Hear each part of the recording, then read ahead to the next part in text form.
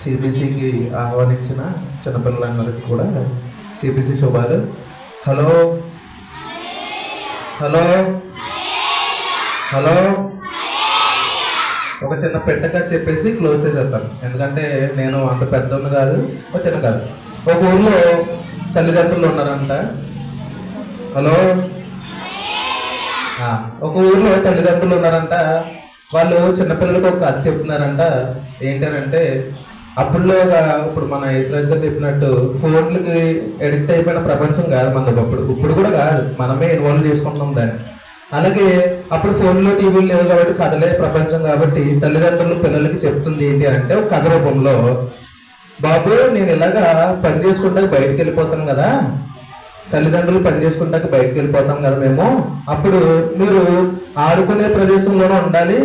ఈ ఆడుకునే ప్రదేశంలో ఒకడు వస్తాడు, ఆడు ఎవరనంటే వేటగాడు.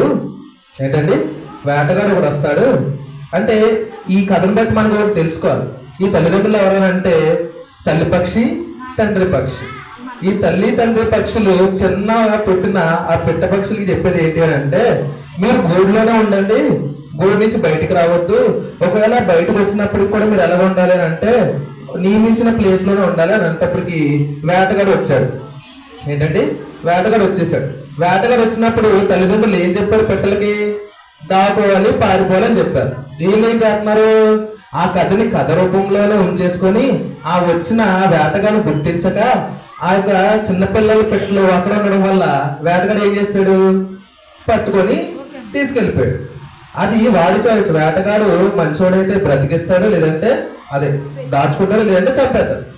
ఇక్కడ ఈ కథలో ఈ వేటగాడు ఎవరు, పక్షులు ఎవరు, తల్లిదండ్రులు ఎవరు, అసలైన మెయిన్ క్యారెక్టర్లు ఎవరు అని అంటే ఈ తల్లిదండ్రుల పక్షులు ఉన్నారు సరా, వాళ్ళు ఎవరనంటే మన తల్లిదండ్రులు, సొసైటీలో ఉండే పెద్దలు, లేదా ఇక్కడ ఉండే టీచర్స్.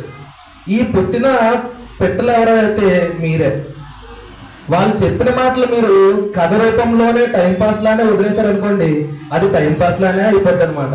కానీ ఇక్కడ చెప్పిన మాటలు, పెద్దలు చెప్పిన మాటలు, తల్లిదండ్రులు చెప్పే మాటలు కనుక మీరు పాటిస్తే, ఏ విధంగా అయితే ఎవరిని మింగుదమా అని చెప్పేసి వేటగాడు వస్తాడో, ఆ వేటగాడు ఎవరండి, సాతాను. ఆ సాతాను చేతిలోకి చిక్కకుండా ఉంటారని చెప్పేసి ఇక్కడ చెప్తున్న మాటలను ఖచ్చితంగా మీరు విశ్వాసం విధేయత కలిగి ఉండాలని చెప్పేసి నేను ఆ మాటలు ముగిస్తున్నాను.